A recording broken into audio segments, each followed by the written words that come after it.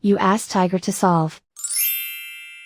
This deals with linear equations with one unknown. The final result is x equals -28.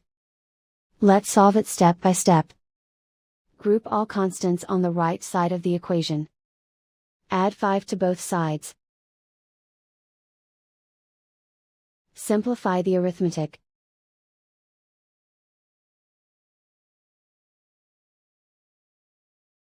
Isolate the x. Multiply both sides by 4. Group like terms. Multiply the coefficients.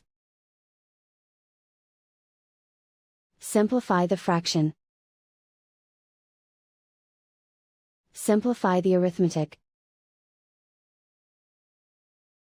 And so the final result is x equals -28.